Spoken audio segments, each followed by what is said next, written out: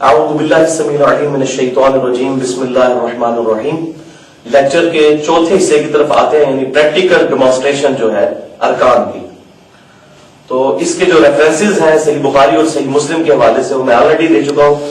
صرف physical demonstration کروں گا کہ ہمیں ارکان نماز میں کس طریقے سے ہاتھوں کو اٹھانا ہے اور باندھنا ہے. تو سب سے ضروری چیز یہ ہے کہ قبلہ رخ ہونا چاہیے اور اپنے پاؤں اپنے جسم کے مطابق کھولیں. یعنی اگر اپنے شولڈر سے ہم ایک پرپینڈیکولر ڈرا کریں تو ہماری جو ایڑیاں ہیں ان کے اوپر جا کر گرنا چاہیے. جتنا دو شولڈرز کے درمیانی فاصلہ ہے اتنا دو ایڑیوں کا فاصلہ ہونا چاہیے. تو یہ تقریباً کیلکولیشن کرنے سے ایک نارمل آدمی کا 10 انچ تک بنتا ہے. اگر کوئی زیادہ موٹا آدمی ہے تو وہ 12 انچ تک بھی کر سکتا ہے، لیکن 10 انچ تقریباً ایک بالش کے قریب ضرورت ہوتی ہے. اور پاؤں کے پنجے قبلہ رخ ہونے چاہیے، شلوار ٹخنوں سے اوپر ہونی چاہیے. اس کے بعد قبلہ رخ جو ہے متوجہ ہو کر تو نماز کی نیت دل میں کرنی ہے. اس وقت نماز کو حاضر کرنا ہے کہ کون سی نماز پڑھنے جا رہا ہوں. زبان سے نیت کرنا ضروری نہیں ہے بلکہ یہ خلاف سنت ہے. تو اللہ اکبر کہہ کر ہاتھ کو بلند کرنا ہے، اللہ اکبر. تو تھوڑی دیر کے لیے ہاتھوں کو یہاں کھڑا رکھنا ہے. جو میں نے بتایا تھا کہ بخاری اور مسلم میں آتا ہے کہ کندھوں تک ہاتھ اٹھاتے تھے اور صحیح مسلم کی روایت میں کانوں تک اٹھاتے تھے. تو وہ یہ ہے کہ کانوں کے مقابل آ جاتے تھے، یعنی پیرلل. تو اس وقت انگلیاں کانوں کے پیرلل ہیں اور ہتھیلیاں شولڈر کے پیرلل ہیں. تو نہ یہ ایسے رفع دین کرنا ہے اور نہ یہ اس طرح کا رفع دین. یہ اس طریقے سے اس کونی کو پیوٹ مانتے ہوئے اگر اس کو نارمل انداز میں ہاتھ کو اٹھایا جائے ایسے تو جس جگہ پر پہنچتا ہے وہ خود بخود اگر سائڈ سے دیکھیں تو یہ کانوں کے برابر اور ہتھیلیاں جو ہے وہ کندھوں کے برابر آ جاتی ہیں. اس کے بعد اللہ اکبر جب کیا اس کے بعد دائیں ہاتھ کے اوپر بائیں ہاتھ کے اوپر دائیں ہاتھ کو باندھنا ہے، بائیں ہاتھ کی زرہ پر اس طریقے سے. اور اس میں یہ بھی خیال رکھنا ہے کہ یہ بعض لوگ اس طرح ہاتھ باندھتے ہیں، بعض لوگ جو ہے وہ ایسے، بعض لوگوں کو دیکھا بعض ایسے باندھتے ہیں. یہ سارے طریقے غلط ہیں. دایاں ہاتھ بائیں زرہ پر آنا چاہیے. وہ میں نے پوری ڈیفینیشن اپنے تھیوری والے پورشن میں بتا دی ہے آلریڈی. تو اس طریقے سے ہاتھ باندھنے ہیں. اس کے بعد جو کچھ پڑھنا ہے اس کے بعد پھر جب رکوع میں جانے کا ارادہ کرنا ہے تو پھر اللہ اکبر تھوڑی دیر کے لیے ہاتھوں کو یوں رکھنا ہے اور پھر رکوع میں جانا ہے. اور رکوع میں پوزیشن کیا ہونی چاہیے کہ نبی صلی اللہ علیہ وآلہ وسلم بڑی مضبوطی کے ساتھ اپنے دونوں گھٹنوں کو پکڑ لیتے تھے، مضبوطی کے ساتھ. اور آپ صلی اللہ علیہ وسلم کی یہ دونوں جو بازویں تھیں یہ بالکل آپ صلی اللہ علیہ وسلم سیدھی تان لیتے، جس کی وجہ سے کمر بالکل سیدھی ہو جاتی تھی. اس حالت میں رکوع کی تسبیحات پڑھنی ہے. پھر یہاں سے جب سر اٹھانا ہے تو پڑھنا ہے سمیع اللہ لمن حمیدہ، اور یہاں پر ہاتھ لا کر پھر اللہم ربنا ولک الحمد. اور جتنی دعائیں ہیں وہ انشاءاللہ نیکسٹ ٹائم میں بتاؤں گا کون کون سی دعائیں ہیں. فی الحال صرف پوسچر بتا رہا ہوں کہ پوزیشن کیا کیا رکھنی ہے. اس کے بعد اللہ اکبر کہتے ہوئے سجدے کی طرف جانا ہے. تو سجدے کی طرف جاتے ہوئے پہلے ہاتھوں کو لگانا ہے، اس کے بعد گھٹنوں کو. وہ اس کا ریفرنس بھی میں نے بتا دیا. اللہ اکبر. یہ دونوں ہاتھ رکھے، دونوں ہاتھوں کے درمیان سر آنا چاہیے. اور بالکل جس طرح رفع الیدین کرتے وقت انگلیاں کانوں کی سیدھ میں آئی تھیں اس وقت بھی انگلیاں کانوں کی سیدھ میں اور ہتھیلیاں جو ہیں وہ کندھے کی سیدھ میں آئیں گی.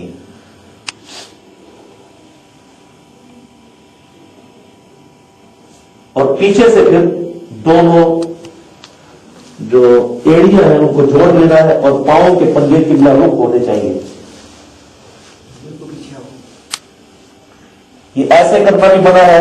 اسی طریقے سے بعض لوگ ایسے کر لیتے ہیں، یہ بھی غلط ہے. اس طریقے سے ایڑیاں جڑی ہوئی ہو اور پنجے مڑ کر قبلہ رخ ہونے چاہیے. پھر اللہ اکبر کہہ کر بایاں پاؤں بچھا لینا ہے اور دائیں پاؤں پر بائیں پاؤں پر بیٹھ جانا ہے. اور اس طریقے سے دونوں ہاتھوں کو زانوں پر رکھنا ہے. یہ بھی سنت ہے اور اس طریقے سے ہاتھوں کو رکھنا بھی سنت ہے. دونوں طریقوں سے رکھنا سنت ہے. اور پھر دوسرا سجدہ کرنا ہے تو دوسرا سجدہ بھی بالکل اسی طریقے سے ہوگا اللہ اکبر کہنے سے. اور پھر دوسرے سجدے سے جب سر اٹھانا ہے تو پھر دوبارہ جلسہ کرنا ہے، جس کو ہم جلسہ استراحت کہتے ہیں. اس کے بعد جو ہے وہ دوسری رکعت کے لیے جب کھڑے ہونا ہے تو دونوں ہاتھوں کا سہارا اس طریقے سے لینا ہے. ایسے سہارا لے کر تو پہلے گھٹنے اٹھانے ہیں، اس کے بعد ہاتھوں کو اٹھانا ہے ایسے، اور واپس قیام میں آنا ہے۔ اب جب قیام میں دوسری رکعت میں ہے تو رفع الیدین نہیں کرنا، کیونکہ یہ ایون رکعت ہے، اور رکھتے جو ہے تعاقب میں رفع الیدین ہوتا ہے۔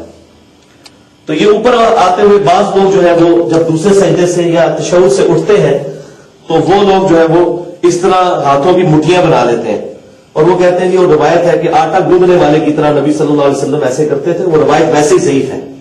بخاری میں جو الفاظ ہیں وہ یہ ہے کہ آپ صلی اللہ علیہ وسلم ہاتھوں پر اعتماد کرتے ہوئے اٹھتے تھے، تو یہ نارمل انداز میں ہی اعتماد ہے۔ اور اگر کسی نے اس روایت پر بھی عمل کرنا ہے تو آٹا گوندتے ہوئے ایسے بھی کیا جاتا ہے اور ایسے بھی کیا جاتا ہے، لیکن وہ روایت ضعیف ہے۔ لیکن نارمل انداز میں اس طریقے سے ہاتھوں کا سہارا لے کر دوسری رکعت کے لیے کھڑا ہونا ہے، اور پھر وہی پاؤں جو ہے اتنے ہی ہونے چاہیے، کیونکہ جب صف میں کھڑے ہوں گے تو اتنے پاؤں کھلے ہوئے ہوں گے تو کندھا اور پاؤں ملیں گے، کیونکہ صحیح بخاری میں حدیث ہے کہ انس بن مالک کہتے ہیں کہ نبی صلی اللہ علیہ وسلم جب ہمیں صف سیدھا کرنے کا فرماتے تھے تو کندھے سے کندھا اور ہم پاؤں سے پاؤں ملا دیتے تھے، پاؤں کے پنجے قبلہ رخ رہنے چاہیے، اور قیام میں پھر اس طریقے سے ہاتھ باندھا، یہ وہی طریقہ۔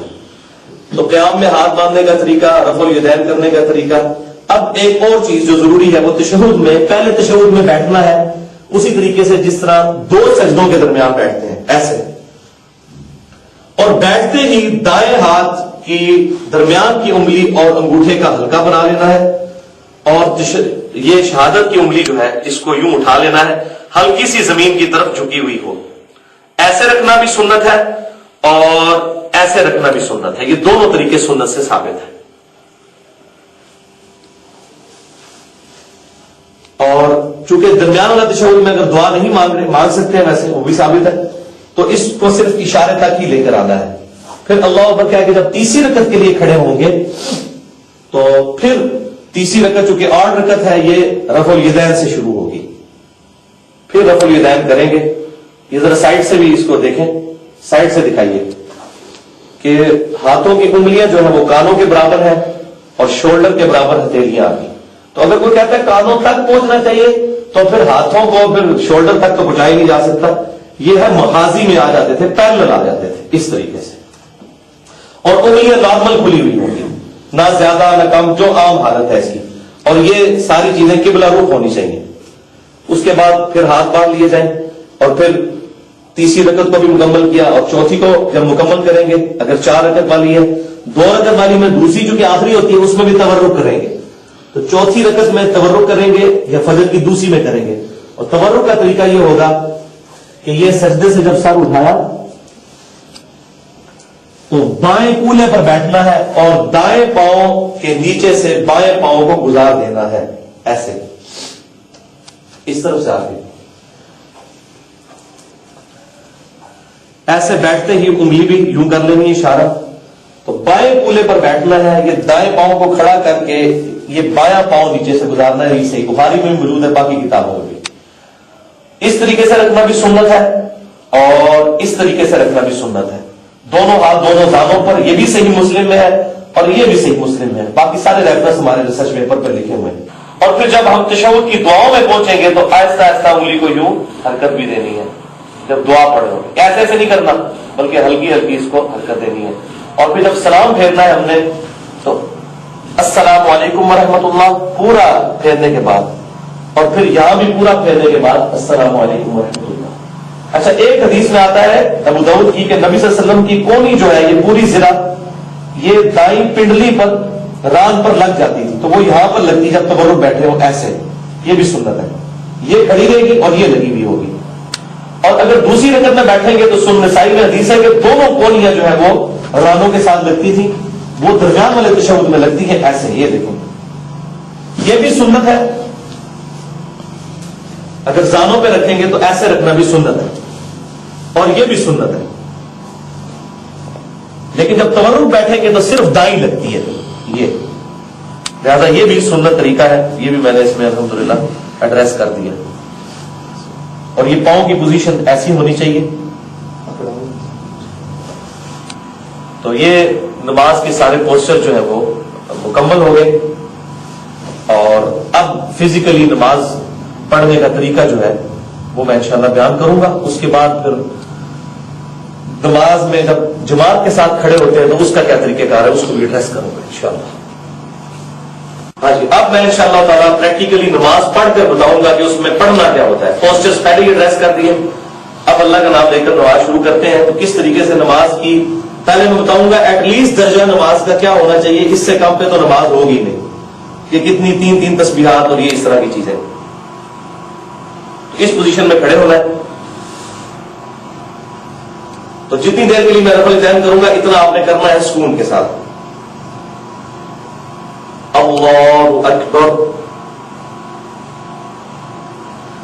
سبحانك اللهم وبحمدك وتبارك اسمك وتعالى جدك ولا إله غيرك، أعوذ بالله من الشيطان الرجيم، بسم الله الرحمن الرحيم، الحمد لله رب العالمين، الرحمن الرحيم، مالك يوم الدين، إياك نعبد وإياك نستعين، اهدنا الصراط المستقيم، صراط الذين أنعمت عليهم غير المغضوب عليهم ولا الضالين، آمين۔ بسم الله الرحمن الرحيم، قل يا أيها الكافرون لا أعبد ما تعبدون ولا أنتم عابدون ما أعبد ولا أنا عابد ما عبدتم ولا أنتم عابدون ما أعبد لكم دينكم ولي دين۔ الله أكبر، سبحان ربي العظيم، سبحان ربي العظيم، سبحان ربي العظيم، سمع الله لمن حمده، اللهم ربنا ولك الحمد، الله أكبر، سبحان ربي الأعلى، سبحان ربي الأعلى، سبحان ربي الأعلى، الله أكبر، رب اغفر لي، رب اغفر لي، الله أكبر، سبحان ربي الأعلى، سبحان ربي الأعلى، سبحان ربي الأعلى، الله أكبر۔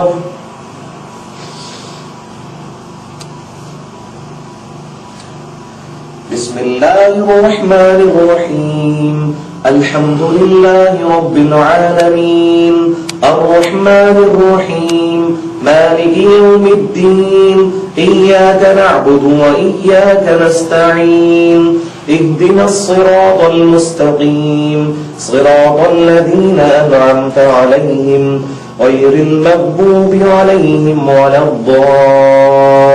الضالين، آمين۔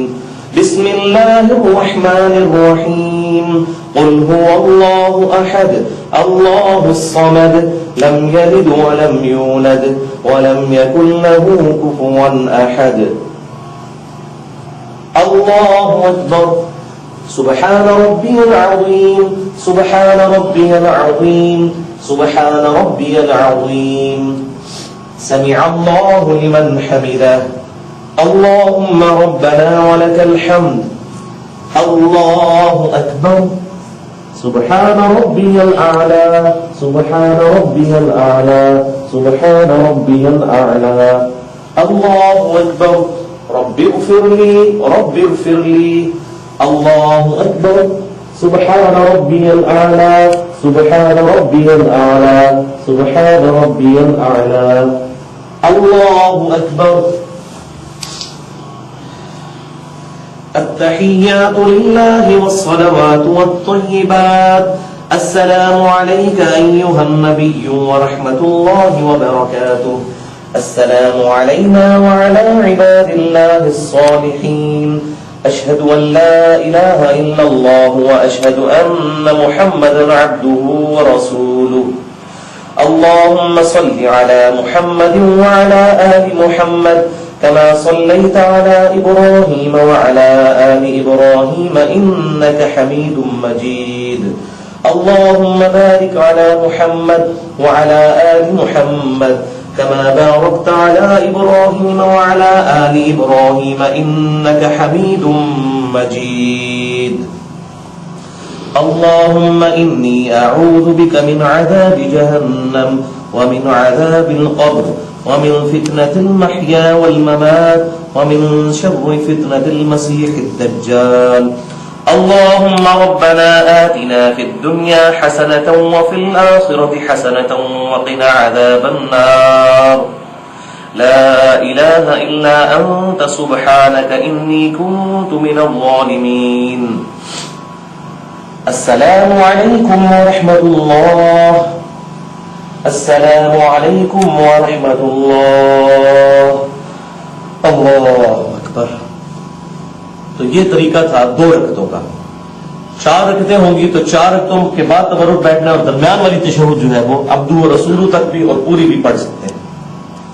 تو یہ طریقہ کار ہو گیا کم از کم جو نماز قابل قبول ہے.